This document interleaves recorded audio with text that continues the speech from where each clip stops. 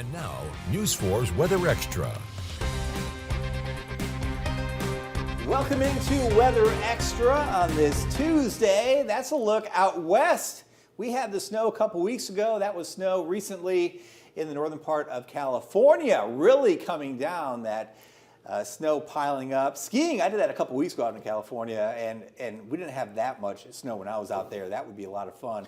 Welcome in, everyone. I have meteorologist Ryan Duggar along my side. We are tracking a lot tonight, and it begins with that snow over parts of the west and northwest because the impacts will spread across the country. Yeah, and when you have snow that sets up, it's really interesting to look even back at our cold records. If you have snow that sets up even far to the north, if winds go over that into our area, that can bring temperatures down very significantly. And that's why we're watching that cold and that snowpack, because a couple weeks ago we saw that snow creep southward and it pushed that cold air into our area. What's happening out there as we go through time? Well, a lot of snow over the western and northwestern part of the U.S. The mountains really seeing some decent snowpack. California through Idaho, Montana, into Wyoming and Colorado, spreading all the way through the heartland of the U.S. into the eastern part of the U.S. This is looking out between now and the 12th of February using the ensembles of the GFS model.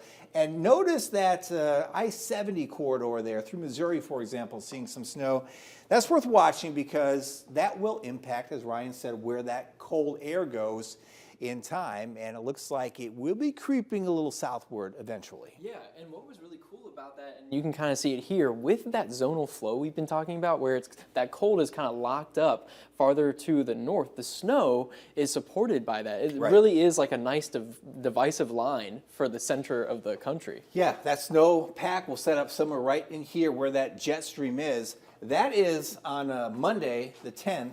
As we go through time, that cooler air begins to sag a little farther southward by the middle portion of next week. Now, the core of it stays well to the north, and the really cold air, like we saw a couple weeks ago, stays way, way to the north, North Dakota and Minnesota. But again, a push of cooler air, likely as we go into the middle to latter portion of next week as that jet stream dips southward. That jet stream is important for severe weather. That's right. Yeah. Along with the cold air, everything has to come together for severe weather. And if we keep this cold air in the U.S., that is really a key ingredient because you've got to have the cold, you've got to have the warm, got to have the moisture, got to have the winds in the atmosphere. So severe weather is going to be upon us, whether you like it or not, in just a matter of time. So time to be prepared. Meteorologist Zach Webster helps you right now.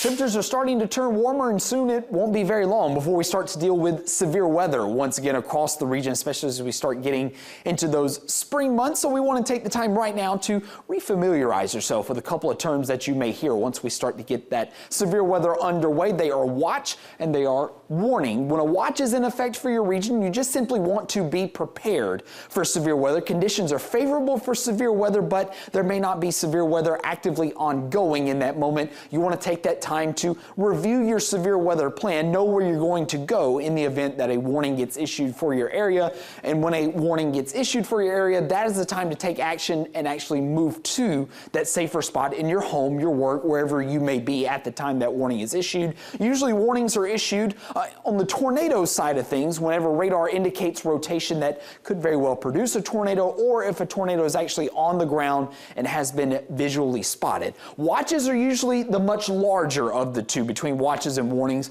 Watches cover multiple counties or entire regions. They're also in effect for a longer period of time, multiple hours at a time. That wider coverage area, that longer duration gives people enough lead time to get ready in the event that a warning gets issued. Warnings are much smaller. They usually only cover a couple of counties or a couple cities at a time. They're usually only in effect for around 30 minutes to an hour, and that smaller coverage area and that shorter duration that it's in effect really reinforces the need to go ahead and take action if a warning ever gets issued for your area. Great job, Zach. Well, coming up next, this guy goes out on the town. I accompany him to do some filming. You don't want to miss what's coming up next on Weather Extra. And now, News 4's Weather Extra. Welcome back. If you're not following us on social media, you are missing out. We're putting some cool content out there. A couple weeks ago, we were walking downtown Dothan in the middle of an historic snowstorm. Today, we did something a little different. We did something a little different. We decided we were going to kind of enjoy some of the warmth that's been building out there. So we decided we're going to go out for some frozen coffees. But while we were out and about, we wanted to talk to people around and see how they were enjoying the warmth. And these are some of their answers. 2 weeks ago, we were out here. We had snow falling, record snow in Dothan. Now we're talking record heat. Record heat, and that's why we're gonna go out and ask people how they're feeling about it. Let's go. Let's go. So we're out here asking the really tough questions, some that probably aren't appropriate for TV. How are you feeling about this warmth? You know, you could say we're getting the downtown deets.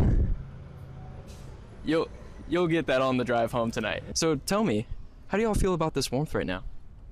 Absolutely fabulous. Yeah. Very welcome after the snow.